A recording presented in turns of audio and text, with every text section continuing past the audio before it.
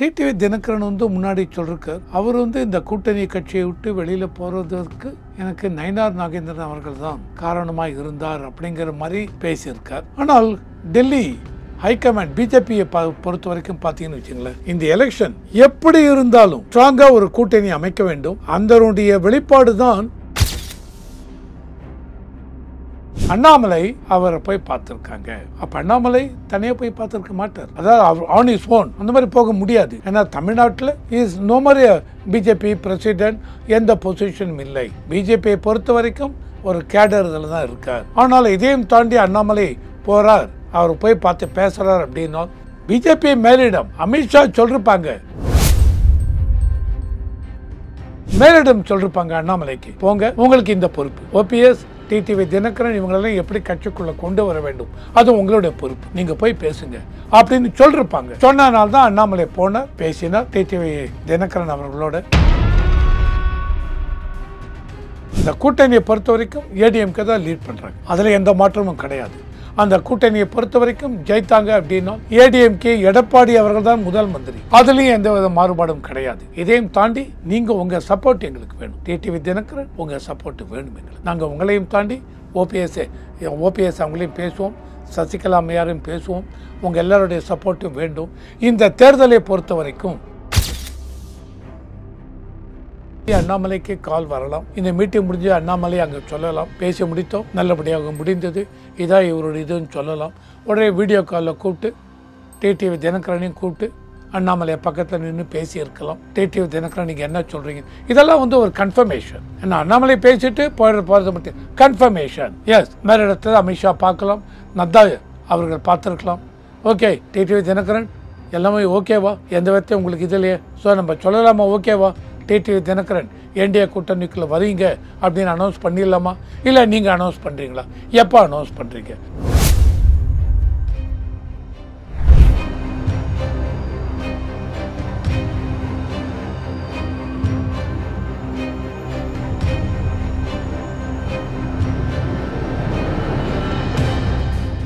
Real one நேயர்களுக்கு வணக்கம். இன்று நம்மளுடைய நேர்காணலுக்கு அரசியல் விமர்சகரான திரு ரவிசங்கர் அவர்கள் நினைச்சிருக்காங்க. சார் வணக்கம். வணக்கம். வணக்கம், எப்படி இருக்கீங்க? நல்லா இருக்கு. நேற்று டிடிவி அண்ணாமலையினுடைய சந்திப்பு நடந்திருக்கு. அண்ணாமலைக்கும் டிடிவி தினகரனுக்கும் சந்திப்பு நடக்க போகிறதா ஏற்கனவே அண்ணாமலை ஒரு சில இடங்களில் சொல்லியிருந்தார். இந்த செய்தி சில மணி நேரத்திலே நயினார் நாகேந்திரன் அவர்கள் டெல்லி கிளம்பிட்டாங்க. சொல்லப்பட்ட காரணம் அக்டோபர் 2ஆம் தேதி சுற்றுப்பயணம் மேற்கொள்ள போகிறதன் காரணமாக தேசிய தலைவர் ஜேபி நட்டா மீட் பண்ணுறாங்க அப்படின்னு சொல்லிட்டு ஒரு செய்தி பார்த்தோம். இந்த சந்திப்புக்கும் நயினாரனுடைய டெல்லி பயணத்திற்கும் ஏதாவது ஒப்பிட்டு பார்க்கலாமா, எப்படி சார்? இவர் அண்ணாமலை டிடிவி தினகரன் சந்திப்பு நடந்தது. நேற்றுக்கு டிடிவி தினகரன் அடையாறில் அவருடைய வீடு இருக்குது. இவர் போய் அந்த அண்ணாமலை அவர் போய் பார்த்துருக்கார். இதில் ஒரு 3 hours நினைக்கிறேன் மீட்டிங் 3 hours 1.5 மணி நேரமோ சரி ஞாபகம் மீட்டிங் நடந்திருக்கு. இது எப்படி இதை பார்க்கணும் அப்படின்னா, டிடிவி தினகரன் முன்னாடி சொல்லிருக்கார், அவர் இந்த கூட்டணி கட்சியை விட்டு வெளியில் போகிறதற்கு எனக்கு நயினார் நாகேந்திரன் அவர்கள் தான் காரணமாக இருந்தார் அப்படிங்கிற மாதிரி பேசியிருக்கார். ஆனால் டெல்லி ஹைகமாண்ட் பிஜேபியை பொறுத்த வரைக்கும் பார்த்தீங்கன்னு வச்சுங்களேன், இந்த எலெக்ஷன் எப்படி இருந்தாலும் ஸ்ட்ராங்கா ஒரு கூட்டணி அமைக்க வேண்டும். அதனுடைய வெளிப்பாடு தான் ஏப்ரல் 8ஆம் தேதி இந்த கூட்டணி அறிவித்தாங்க ஏடிஎம்கே அண்ட் பிஜேபி. நடுவில் பிரச்சனைகள் இருந்து இன்னும் பிரச்சனைகள் இருக்குது. அப்படி இப்படின்னு இருந்தாலும் ஏடிஎம்கே இப்போது எடப்பாடி அவர்கள் போகிற மீட்டிங் எல்லாம் 2 days பிஃபோர் கூட நாமக்கல்ல ஒரு மீட்டிங் நடந்தது. அப்படியே ஒரு கூட்டம். அந்த கூட்டத்தில் பார்த்தீங்கன்னு வச்சுங்க, ஏடிஎம்கே கொடி, பிஜேபி கொடி எல்லாமே பறந்துட்டு இருந்தது. அந்த பிஜேபி தலைவர்களும் அந்த local leaders, that is very important, local leaders கலந்துக்கிறாங்க. இதையும் தாண்டி பிஜேபிக்கு என்ன ஒரு குறை இருக்கிறதுனால், ஏன்னா எடப்பாடி அவர்கள் போன வாரம் போய் அமித்ஷா பார்த்துருக்காங்க. எடப்பாடி அவரோட பழைய அவங்களுடைய சீனியர் லீடர்ஸு அந்த மீட்டிங்லாம் முடிஞ்சதுக்கப்புறம் மறுபடியும் எடப்பாடி தனியாக 15 நிமிஷம் பேசினார் நாங்கள் அமித்ஷாவோட. அப்புறம் 30 நிமிஷம் நாங்கள் 40 நிமிஷம் நாங்கள் வெளியில் வரும்போது காரில் கர்ச்சிப்பை போட்டு கட்டி எடுத்துன்னு வந்தார். ஆனால் காரில் வந்தார், பார்த்தோம். எதுக்காக அது முகத்தை கட்டிக்கணும்னு அவசியம் இல்லை, தெரியவில்லை. இருந்தாலும் அவர் வந்தார். அந்த சமயத்தில் எடப்பாடி அவர்கள் பிஜேபி அமித்ஷாவுடன் பேசும் பொழுது ரொம்ப இதுவாக சொல்லிருக்காருன்னு கேள்விப்பட்டேன். கட்சியை விட்டு வெளியே அமைச்ச லீடர்ஸ் எல்லாரையும் தயவு செஞ்சு எங்களை ஃபோர்ஸ் பண்ணாதீங்க, நாங்கள் அவரை சேர்த்துக்க மாட்டோம் அப்படிங்கிற மாதிரி எடப்பாடி சொன்னார் அப்படின்னு கேள்விப்பட்டோம். ஆனால் அதை பற்றி ரொம்ப கன்ஃபார்ம்டாக எந்த நியூஸும் வெளியில் வரல. ஆனால் இதையும் தாண்டி என்ன வந்தது அப்படின்னால் எடப்பாடி நிறையா ஃபைல்ஸ் எல்லாம் எடுத்துகிட்டு போனார். டிஎம்கே பற்றி எந்த அளவுக்கு என்னென்ன ஊழல் இருக்குது, இதுக்கெல்லாம் என்ன ஆக்ஷன் எடுக்க போகிறீங்க, ஆக்ஷன் எடுத்தால் அதனுடைய இம்பேக்ட் தேர்தல் சமயத்தில் கண்டிப்பாக இருக்கும், டிஎம்கே மேலே இருக்கும், அதனால் ஆக்ஷன்லாம் எடுக்கணும் அப்படின்னு ஃபைல்ஸ் எல்லாம் கொடுத்தாங்க அப்படின்னு ஒரு பேச்சு இருந்தது. ஆனால் அமித்ஷாவை பொறுத்த வரைக்கும், ஏன்னா அவர் தான் தேர்தல் ஒருங்கிணைப்பாளர், ஸ்ட்ராட்டஜிஸ்ட் அவர் தான். அமித்ஷாவை பொறுத்த வரைக்கும் of course with the blessings and support of Modiji, தமிழ்நாட்டில் டிஎம்கேவை தூக்கணும்னால் ஒருங்கிணைந்த ஏடிஎம்கே வேணும். அதுதான் அவங்க எதிர்பார்க்குறாங்க. அதாவது ஓபிஎஸ், டிடிவி தினகரன், இவங்க எல்லாரும், சசிகலா அம்மையார், இவங்க எல்லாரும் உள்ளே வரணும் ஏடிஎம்கேவோட அப்படின்னு. ஆனால் எடப்பாடியை பொறுத்த வரைக்கும், எடப்பாடி அந்த சீனியர் லீடர்ஸ் அவங்க எல்லாருமே எடப்பாடியோட இவ்வளோ நாள் இருக்காங்க இல்லையா, அவங்களுக்கு மனசில் ஒரு கலக்கம் இருக்குது. என்ன அந்த கலக்கம்னு பார்த்தீங்கன்னு வச்சுங்க, இவங்களை மறுபடியும் உள்ளே விட்டால் தன்னுடைய பதவிக்கே ஆபத்து வந்து விடுமோ, இவங்களை உள்ளே எப்படி விடுறது அப்படிங்கிற மாதிரி இதில் இருக்காங்க. அதனால தான் எடப்பாடி அமித்ஷாவோட தனியாக பேசும்பொழுது எங்களை கம்பல் பண்ணாதீங்க, இவங்களை உள்ளே கொண்டு வரணும் அப்படின்னு. ஆனால் இதையும் தாண்டி அவங்க உள்ளே வந்தால் தாங்க இந்த கட்சிக்கு இந்த டீப் சவுத், அந்த தமிழ்நாட்டு சவுத்தில் பார்த்து தேவர் கம்யூனிட்டி அந்த இதெல்லாம் பார்த்து கண்டிப்பாக டிடிவி தினகரன், ஓபிஎஸ் இவங்களுக்கு தேனி அந்த பக்கம்லாம் அவங்க சப்போர்ட் வேணும். அப்போ அந்த சந்திப்பில் என்ன நடந்திருக்கு அண்ணாமலைக்கும்? அதுக்கு தான் வரேன். ஸோ இது முன்னோடியாக கொடுத்தேன் இது எதனால அந்த சந்திப்புன்னு. ஸோ அண்ணாமலை அவரை போய் பார்த்துருக்காங்க. அப்போ அண்ணாமலை தனியாக போய் பார்த்துருக்க மாட்டார், அதாவது ஆன் இஸ் ஓன் அந்த மாதிரி போக முடியாது. ஏன்னா தமிழ்நாட்டில் இஸ் நோ மாதிரி பிஜேபி பிரசிடென்ட், எந்த பொசிஷனும் இல்லை. பிஜேபியை பொறுத்த வரைக்கும் ஒரு கேடர் இதில் தான் இருக்கார். ஆனால் இதையும் தாண்டி அண்ணாமலை போகிறார், அவர் போய் பார்த்து பேசுகிறார் அப்படின்னா பிஜேபி மேலிடம் அமித்ஷா சொல்லிருப்பாங்க, நட்டா சொல்லிருப்பார், அண்ணாமலைஜி நீங்கள் போங்க அப்படின்னு. ஏன்னா அவங்க என்னுடைய பிஜேபி மேலிடத்தில் எனக்கு வந்த தகவல் பிரகாரம் அண்ணாமலை இந்த தேர்தலை பொறுத்த வரைக்கும் ஒரு முக்கியமான பொறுப்பாளராக இருக்க போகிறார் தமிழ்நாட்டில். அண்ணாமலை, இவர் நயனா நாகேந்திரன்ஜி ரெண்டு பேரும் சேர்ந்து தான் இந்த தேர்தல் பரப்புரையை எடுத்து கையாள போகிறார்கள். அதனால் ரெண்டு பேருக்கும் ஈக்குவல் இது கொடுக்க போகிறாங்க. Nayana Nagendran BJP unit Tamil Nadu president. ஆனால் அண்ணாமலை தேர்தலை பொறுத்த வரைக்கும் மக்கள்கிட்ட எங்கே போனாலும் அண்ணாமலைன்னா அப்படி ஒரு கூட்டம், ஒரு மீட்டிங்கில் பேசுகிறோன்னா அண்ணாமலை எழுந்துக்கிறாருன்னு அப்படி ஒரு ஆரவாரம். இப்போ சொல்கிறோம் இல்லையா, விஜய்க்கு ஒரு ஆரவாரம். அன்றைக்கி பார்த்தீங்க திருவாரூர் போனார், அங்கே நாகப்பட்டினம் கூட்டம் எல்லாம் ஓகே தான், அதை திமுக காரவங்க ஒத்துக்கவே மாட்டாங்கிறாங்களே. நான் டைவெர்ட் பண்ண விரும்பல, ஒரே வார்த்தையில் அதை சொல்லி முடிச்சிடுறேன். திமுக காரங்க ஒத்துக்கிறாங்க, ஒத்துக்கலை. ஆனால் அந்த விஜயோட கூட்டத்தில் பார்த்து யங்ஸ்டர்ஸ் அவனுடைய பாடி லாங்குவேஜ், அந்த வெறி, உணர்ச்சி, கொந்தளிப்பு, அதெல்லாம் காசு கொடுத்து கூட்டணும். அந்த கூட்டம் இல்லை. சீட்டாக கன்வெர்ட் ஆகுமா? ஆகும், ஓட்டாக கன்வெர்ட் ஆகும். சீட்டாக கன்வெர்ட் ஆகுதுங்கிறது எவ்வளோ ஓட்டு அதை பொறுத்தது. அதனால் ஓட்டாக கன்வெர்ட் ஆகும். அதனால் இவரும், ஆனால் மறுபடியும் நான் சொல்லுவேன் 30%, 40% இல்லை இல்லை இல்லை, அதே 12-13% வரலாம். ஓகே, அதை விட்டுருங்க. இப்போ இது coming back to this. So மேலிடம் சொல்லிருப்பாங்க அண்ணாமலைக்கு, போங்க உங்களுக்கு இந்த பொறுப்பு, ஓபிஎஸ், டிடிவி தினகரன் இவங்களெல்லாம் எப்படி கட்சிக்குள்ளே கொண்டு வர வேண்டும் அது உங்களுடைய பொறுப்பு, நீங்கள் போய் பேசுங்க அப்படின்னு சொல்லிருப்பாங்க. சொன்னனால்தான் அண்ணாமலை போனார், பேசினார் டிடிவி தினகரன் அவர்களோட.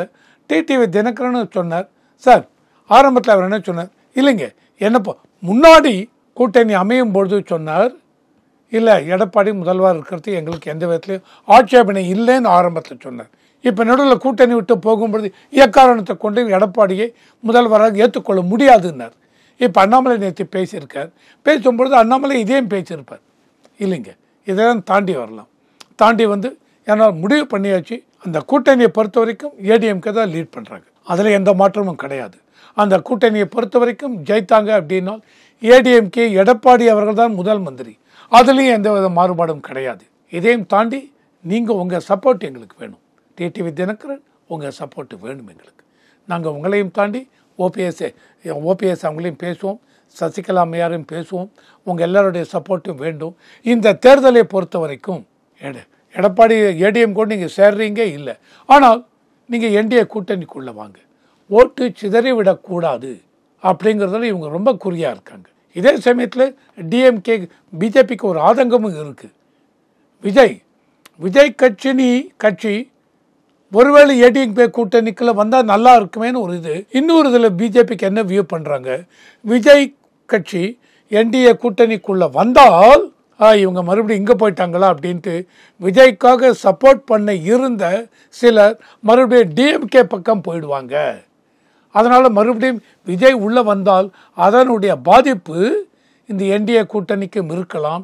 நாங்கள் எதிர்பார்த்தது ஒரு 25% ஓட்டு டிஎம்கேல பிரிஞ்சு இங்கே வரும், விஜய் கூட்டணி இருக்கலாம் பிரிஞ்சிடும் அப்படின்னு எதிர்பார்த்தது போக, விஜய் மறுபடியும் இந்த கூட்டணிக்குள்ளே என்டிஏ கூட்டணிக்குள்ளே வந்தால் 25% ஓட்டு டிஎம்கேக்கு பிரியாமல் சிலது அங்கேயே டிஎம்கேல தங்கிவிடும். டிஎம்கேக்கு அது சாதகமாக அமைந்துவிடும் அப்படிங்கிறாங்க. ஸோ நேற்று நடந்த மீட்டிங்கில் டிடிவி தினகரனும் அதுக்கு சம்மதம் கொடுத்துருக்கார். வெளிப்படையாக வரவில்லை, ஆனால் நல்லபடியாக மீட்டிங் முடிந்திருக்கிறது. இதையும் தாண்டி இந்த மீட்டிங் முடிஞ்சதுக்கப்புறம் இங்கே போவாங்க, ஓபிஎஸோடு இருக்கும். ஓபிஎஸை பொறுத்த வரைக்கும் பிஜேபி ஹைகமாண்ட் பேசி விட்டார்கள்னா கண்டிப்பாக நடக்குங்க. அதனால் நேற்று நடந்தது இதுதான். இவர் என்ன சொன்னார் டிடிவி தினகரன்னா, இல்லைங்க எனக்கு ஆரம்ப அந்த மீட்டிங் அப்போது ஏதாவது டெல்லியிலேருந்து அழைப்பு, வீடியோ கால்ஸ் அந்த மாதிரி ஏதாவது வந்திருக்குமா? இவங்க சந்திப்பின் போது டெல்லியில் தலைமைகள் ஏதாவது இவங்களுக்குள்ள ஏதாவது சமரசம் பேசுவதற்கு அந்த மாதிரியான இருந்திருக்கலாம் சார். அது வெளிப்படையாக நியூஸில் வரல.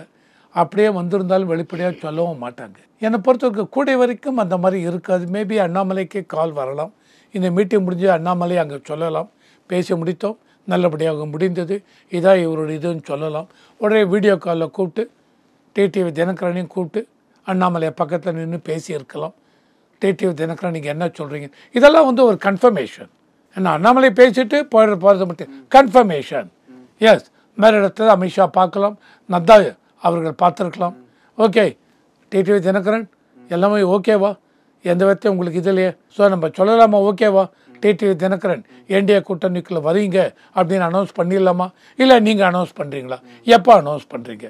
ஆனால் ஒன்று நிச்சயம், எல்லாம் உள்ளே வந்துட்டு மறுபடியும் பழைய மாதிரி ஏடிஎம்கே டைம் இல்லை. ஆமாம், ஏடிஎம்கே எடப்பாடி முதலமைச்சர் நாங்கள் ஒத்துக்க மாட்டோம்லாம் சொல்லாதீங்க, சம்மதமா. அதுக்கப்புறம் மற்றது உங்களுக்கு என்ன வேணும், எப்படி வேணும், என்ன பண்ணணும், இல்லை இந்த ராஜ்யசபா அது இதுன்னு பண்ணணுமா, இதெல்லாம் கண்டிப்பாக இதெல்லாம் பேச்சுவார்த்தை இருக்குங்க. சும்மா அது டிடி தினகரன் இதில் என்ன ஆதாயம் சொல்லுங்கள். இல்லை, இப்போ எனக்கு நீங்கள் சொன்னோன்னே ஒரு விஷயம் தோணுது. இப்போ சமீபத்தில் திமுகவினுடைய ஒரு பொதுக்கூட்டம் மாதிரி ஒரு விஷயம், தமிழ்நாட்டை தலைக்குனிய விடமாட்டோம் அப்படின்னு சொல்லிட்டு ஒரு, அதில் இயக்குனர் கரு பழனியப்பன் அவர் திமுகவினுடைய ஆதரவாளர் தான். விஜயை பற்றி நான் எங்கேயுமே பேச மாட்டேன், அது ஏன்னா காரணம் தெரியுமா, அவர் ஃப்யூச்சரில் நம்மக்கிட்ட தான் ராஜ்யசபா சீட்டு கேட்டு நிற்க போகிறாரு அப்படின்ட்டு சொன்னாங்க. இது அடுத்து என்ன நடக்க போகுது அப்படிங்கிறது யாருக்குமே தெரியாது. சொன்னால் அவங்களுக்கும் தெரியாது, வர போகிறாங்க அப்படிங்கிற அவங்களுக்குமே தெரியாது. ஆனால் இப்போது திமுக ராஜ்யசபா சீட்டு யாருக்கு கொடுத்துருக்காங்க, கமல் அவர்களுக்கு கொடுத்துருக்காங்க. அப்போ அவரை அவமானப்படுத்துகிற மாதிரியான ஒரு கருத்து தானே அது. யாரும் அவமானப்படுத்துகிற மாதிரி? கமலை. ஏன்னா கமல் இதுக்கு முன்னாடி திமுக எதிர்த்து நின்ற ஒருத்தவர். கமலுக்கு தெரியுங்க, ராஜ்யசபா சீட்டு வாங்கி நீங்கள் போனீங்கன்னால் அது உங்களுக்கு அவமானம், மக்கள் உங்களை மதிக்க மாட்டார்கள் அப்படி கமலுக்கு தெரியும். தெரிஞ்சுதானே இங்கே போயிருக்காங்க. அதுக்கப்புறம் கமல் இப்போ ரீசெண்டாக ஒரு ஸ்டேட்மெண்ட் விட்டார், மக்கள் நீதி மையத்துக்குள்ளே யார் யார் வரீங்களோ நாங்கள் எம்எல்ஏ ஆக போகிறோன்னு எதிர்பார்த்தலாம், வர வேண்டாம், ஞாபகம் இருக்கா? ஸ்டேட்மெண்ட் விட்டார். நீங்கள் இப்போ என்ன எதிர்பார்ப்பில் 2024 எலெக்ஷனில் திமுகவுக்கு ஆதரவாக ஓட்டு கேட்டு 2021 திமுகவுக்கு அகெயின்ஸ்டாக அவளை பேசி கடைசியில் உங்கள் கட்சியே உடையிற மாதிரி ஆகிடுது. 2024 பார்லிமெண்ட் எலெக்ஷனில் திமுகவுக்கு ஆதரவாக பேசினீங்க, அப்பயே டீலிங் முடிஞ்சிருது. எஸ், உங்களுக்கு ராஜ்யசபா சீட்டு உண்டுன்னு, அதை தான் திமுக கொடுத்துருக்காங்க. ஓகே சார், இப்போ இந்த விஷயத்துக்கு வருவோம். அந்த சந்திப்பின் போது இவ்வளோ விஷயங்கள் நடந்திருக்குல்ல, சைமன்டேனியஸாக நயினாரனுடைய டெல்லி பயணம் ஜேபி நட்டாவை நோக்கி போயிருக்கு, அதை எப்படி பார்க்கறது? நயினார் நாகேந்திரன் அவர்கள் என்ன சொன்னாங்க, இல்லை ஜேபி நட்டாவை நாங்கள் இப்போ பார்க்க போனது, அவர் முன்னாடியே அக்டோபரில் ஒரு இதுக்கு வர்றார், மீட்டிங் இதுக்கு. அதையும் தாண்டி அக்டோபர் 12ஆம் தேதியிலிருந்து 234 தொகுதிக்கும் மக்கள் சந்திப்பு அப்படின்ட்டு நாங்கள் கிளம்புறோம். அதை துவக்கி வைப்பதற்கு 2024 பார்லிமெண்ட் எலெக்ஷன் ஜூலை 27 நினைக்கிறேன், அமித்ஷா வந்து ஆரம்பித்து வச்சார் அண்ணாமலை போன யாத்திரையை ராமேஸ்வரத்தில். ஸோ அக்டோபர் 12 மதுரை அதில் ஆரம்பிக்க போகிறோம். அதுக்காக அவரை கூப்பிடுறதுக்கு போனோம் அப்படின்னார். இல்லை, கூப்பிட்றதுக்கு போயிருப்பீங்க, ஆனால் கூப்பிட்றது ஃபோனில் கூட நட்டாஜி இந்த மாதிரி கூப்பிட்ருக்கலாம். கூப்பிட்றதுக்கு மட்டும் போனேன் இல்லை, கண்டிப்பாக அங்கே அரசியல் பேசுவார். என்ன அரசியல் அப்படின்னால், பிஜேபிக்குள்ளே உட்கட்சி கொஞ்சம் அண்ணாமலைக்கு எதிராக சில தலைவர்கள் இருக்காங்க. அண்ட் ரீசெண்டாக கிண்டி இந்த ஸ்டார் ஹோட்டலில் மீட்டிங் நடந்தது. எப்போ ரீசெண்டான ஒரு மாதம் முன்னாடி. அதில் அண்ணாமலைக்கு அழைப்பு இல்லை. எல்லா சீனியர் மூத்த நிர்வாகிகள்லாம் பிஜேபி அந்த மீட்டிங் அட்டன் பண்ணாங்க. அண்ணாமலைக்கு அழைப்பு இல்லை.